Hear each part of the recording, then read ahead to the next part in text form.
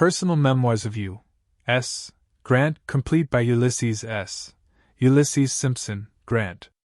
Chapter 8. Advance on Monterey, the Black Fort, the Battle of Monterey, surrender of the city. The advance from Camargo was commenced on the 5th of September. The army was divided into 4 columns, separated from each other by 1 day's march. The advance reached Cerralvo in 4 days and halted for the remainder of the troops to come up. By the 13th the rearguard had arrived, and the same day the advance resumed its march, followed as before, a day separating the divisions. The forward division halted again at Marin, 24 miles from Monterey. Both this place and Cerralvo were nearly deserted, and men, women and children were seen running and scattered over the hills as we approached. But when the people returned they found all their abandoned property safe, which must have given them a favorable opinion of Los Gringos, the Yankees. From Marin the movement was en masse. On the 19th General Taylor, with his army, was encamped at Walnut Springs, within 3 miles of Monterey. The town is on a small stream coming out of the mountain pass, and is backed by a range of hills of moderate elevation. To the north, between the city and Walnut Springs, stretches an extensive plain. On this plain, and entirely outside of the last houses of the city, stood a strong fort, enclosed on all sides, to which our army gave the name of Black Fort. Its guns commanded the approaches to the city to the full extent of their range. There were 2 detached spurs of hills or mountains to the north and northwest of the city, which were also fortified. On one of these stood the bishop's palace. The road to Saltillo leaves the upper or western end of the city under the fire of the guns from these heights. The lower or eastern end was defended by 2 or 3 small detached works, armed with artillery and infantry. To the south was the mountain stream before mentioned, and back of that the range of foothills. The plaza in the center of the city was the citadel, properly speaking. All the streets leading from it were swept by artillery, cannon being entrenched behind temporary parapets. The housetops near the plaza were converted into infantry fortifications by the use of sandbags for parapets. Such were the defenses of Monterey in September, 1847. General Ampudia, with a force of certainly 10,000 men, was in command. General Taylor's force was about 6,500 strong, in 3 divisions, under Generals Butler, Twiggs, and Worth. The troops went into camp at Walnut Springs, while the engineer officers, under Major Mansfield, a general in the late war, commenced their reconnaissance. Major Mansfield found that it would be practicable to get troops around, out of range of the Black Fort and the works on the detached hills to the northwest of the city, to the Saltillo road. With this road in our possession, the enemy would be cut off from receiving further supplies, if not from all communication with the interior. General Worth, with his division somewhat reinforced, was given the task of gaining possession of the Saltillo road, and of carrying the detached works outside the city, in that quarter. He started on his march early in the afternoon of the 20th. The divisions under Generals Butler and Twiggs were drawn up to threaten the east and north sides of the city and the works on those fronts, in support of the movement under General Worth. Worth's was regarded as the main attack on Monterey, and all other operations were in support of it. His march this day was uninterrupted, but the enemy was seen to reinforce heavily about the bishop's palace and the other outside fortifications on their left. General Worth reached a defensible position just out of range of the enemy's guns on the heights northwest of the city, and bivouacked for the night. The engineer officers with him, Captain Sanders and Lieutenant George G. Meade, afterwards the commander of the victorious National Army at the Battle of Gettysburg, made a reconnaissance to the Saltillo road under cover of night. During the night of the 20th General Taylor had established a battery, consisting of 2 24-pounder howitzers and a 10-inch mortar, at a point from which they could play upon Black Fort. A natural depression in the plain, sufficiently deep to protect men standing in it from the fire from the fort, was selected and the battery established on the crest nearest the enemy. The 4th Infantry, then consisting of but 6 reduced companies, was ordered to support the artillerists, VIII. Though they were entrenching themselves and their guns. I was regimental quartermaster at the time and was ordered to remain in charge of camp and the public property at Walnut Springs. It was supposed that the regiment would return to its camp in the morning. The point for establishing the siege battery was reached and the work performed without attracting the attention of the enemy. At daylight the next morning fire was opened on both sides and continued with, what seemed to me at that day, great fury. My curiosity got the better of my judgment, and I mounted a horse and rode to the front to see what was going on. I had been there but a short time when an order to charge was given, and lacking the moral courage to return to camp where I had been ordered to stay, I charged with the regiment. As soon as the troops were out of the depression, they came under the fire of Black Fort. As they advanced, they got under fire from batteries guarding the east, or lower, end of the city, and of musketry. About 1/3 of the men engaged in the charge were killed or wounded in the space of a few minutes. We retreated to get out of fire, not backward, but eastward and perpendicular to the direct road running into the city from Walnut Springs. I was, I believe, the only person in the 4th Infantry in the charge who was on horseback.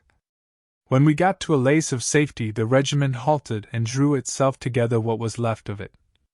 The adjutant of the regiment, Lieutenant Hoskins, who was not in robust health, found himself very much fatigued from running on foot in the charge and retreat, and seeing me on horseback, expressed a wish that he could be mounted also. I offered him my horse and he accepted the offer. A few minutes later I saw a soldier, a quartermaster's man, mounted, not far away.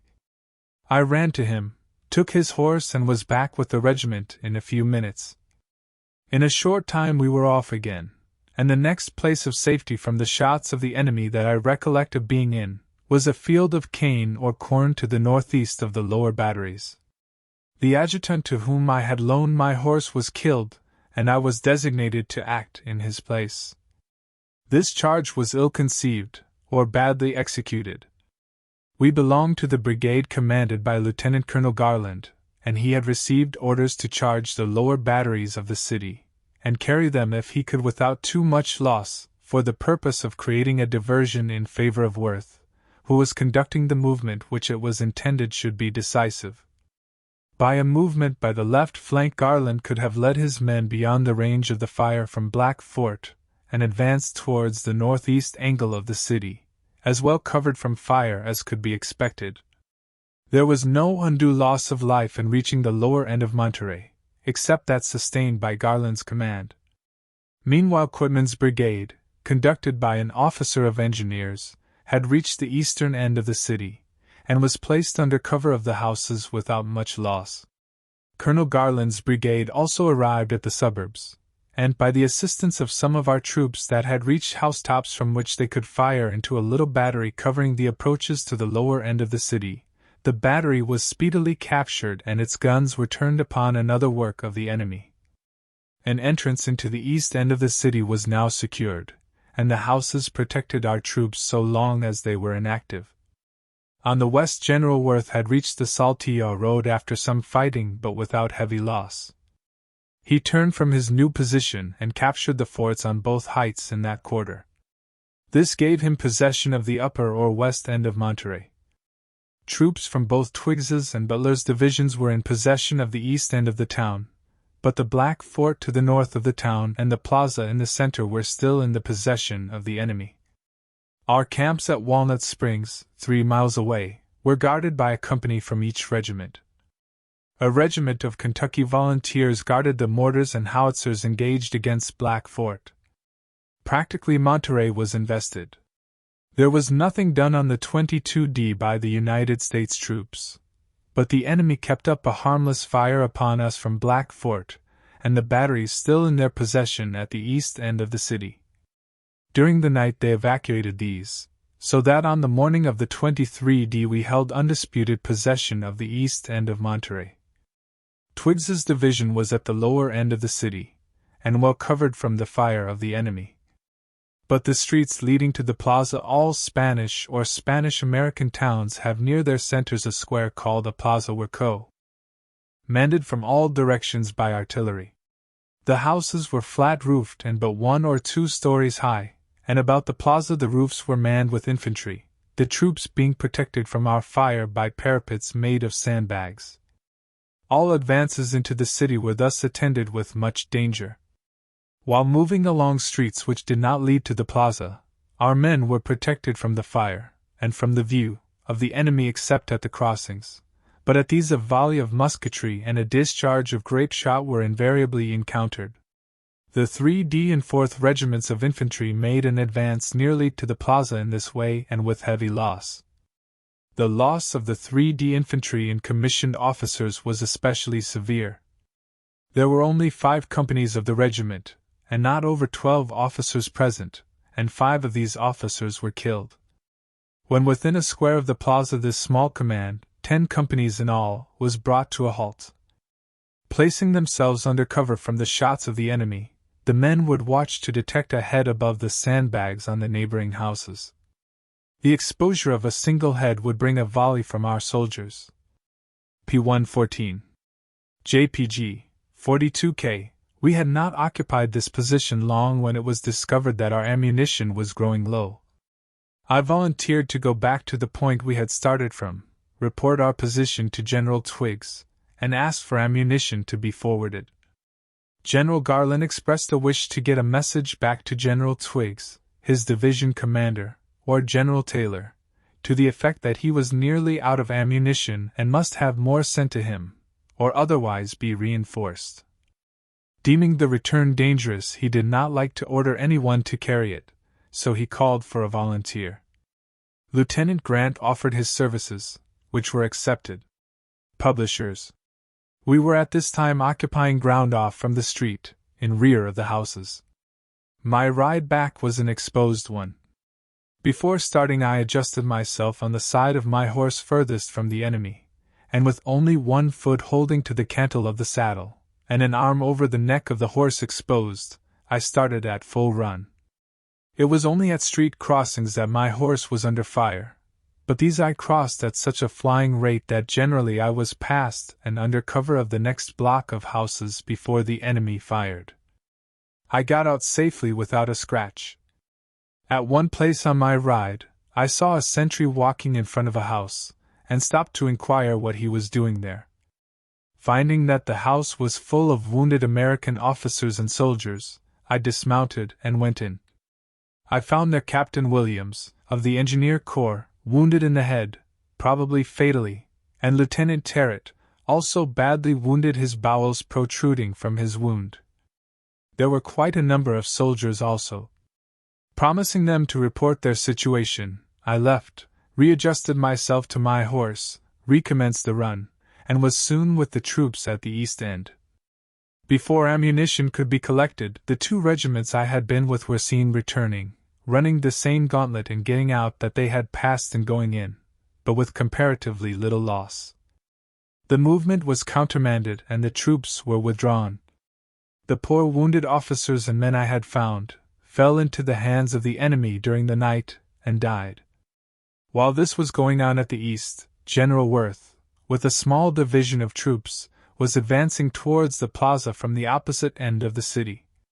He resorted to a better expedient for getting to the plaza, the citadel, than we did on the east. Instead of moving by the open streets, he advanced through the houses, cutting passageways from one to another. Without much loss of life, he got so near the plaza during the night that before morning, Ampudia, the Mexican commander, made overtures for the surrender of the city and garrison. This stopped all further hostilities. The terms of surrender were soon agreed upon. The prisoners were paroled and permitted to take their horses and personal property with them. My pity was aroused by the sight of the Mexican garrison of Monterrey marching out of town as prisoners, and no doubt the same feeling was experienced by most of our army who witnessed it.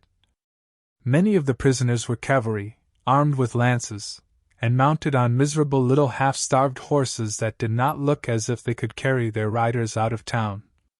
The men looked in but little better condition. I thought how little interest the men before me had in the results of the war, and how little knowledge they had of what it was all about. after the surrender of the garrison of Monterey.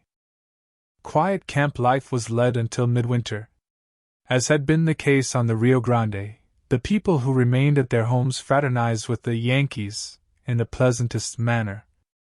In fact, under the humane policy of our commander, I question whether the great majority of the Mexican people did not regret our departure as much as they had regretted our coming.